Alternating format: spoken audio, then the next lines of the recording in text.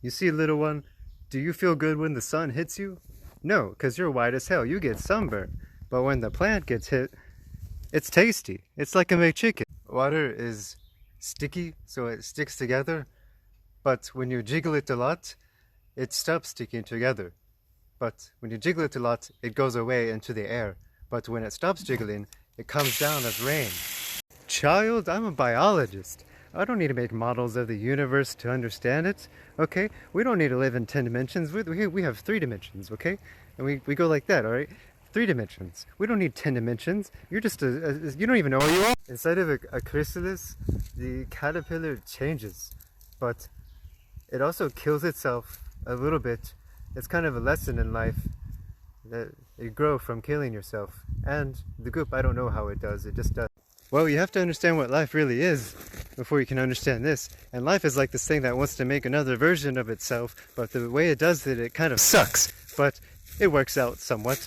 So when you have sex, don't mess up or your child will suck. We have these things in our brain that makes us happy. But sometimes we go out and we buy more of these things and we get happier. But it also makes our nose a super nose. And we get hungry. Well, life has to do other things besides having sex and dying, and it has to maintain itself and move. But if you're not living, you can't move. So what makes living things different? Well, it harnesses the little power of this tiny little thing. It breaks it. You know how I said that you have to kill yourself to get better? Well, that's partially true. You have to kill some of yourself to improve as a person. But in metamorphism, you change your whole life. And you don't want to marry anyone that changes your life. Big questions in life that we ask, why do we exist? Now that's a reasonable question. It may even have an answer, but why do colors exist? That's not a right question. It doesn't exist. And society is crazy, man. You have this big queen with wings and a male with wings, and they fly into the sky, they have sex, male dies, the queen goes down to the ground, lays a nest, loses her wings, and lays a whole bunch of females, and they make a society. And that's crazy. You know, I'm glad you brought this up, young one. In fact, I don't even need to tell you about it. I can just show you. Let me show you my collection. Oh, yes. Oh.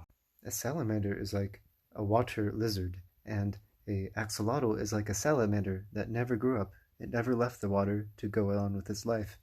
It never grew up. Don't be like an axolotl. Oh! Don't you hate it when you eat and you die? Well, when we look at meat, there's things that live on it that kill you, but there's also other things that kill it. And we put those things on those things. Everyone has to grow up, and in the case of us, when we do it, we do the sex, you know? And that's where you came from. In the case of this plant, it has to do the sex in the flower. And it does it every spring, but you don't have to do it that often. In the real world, we have good people and bad people. Dinoflagellates are much like us in that they're pointy and they commit fish genocide sometimes, but other times they light up in their sparkly, beautiful things. But real question is what? From the beginning of the animal kingdom, you need to move your muscles, okay? That's all that nerves do. And all these nerves came together in a tiny little spiny boy and eventually got so big and we got emotions, and at the end of the day, we just control muscles. Did you know that you're a whole bunch of things in one? You're like a package deal. You're built up of so many things. And sometimes these things are cheaters, and inside of yourself, they cheat and they get big. You know how you grow big and strong? Well, a fundamental part of life is that you grow and then you split and you turn into 2 things. And you're about 1 billion things. You don't even know what that number is. You can't even comprehend it. You're an idiot.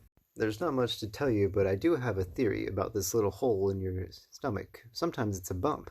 There used to be a little rope attached to it, and that's when your mom dragged you from the void of hell and brought you into her little stomach and communicated with you.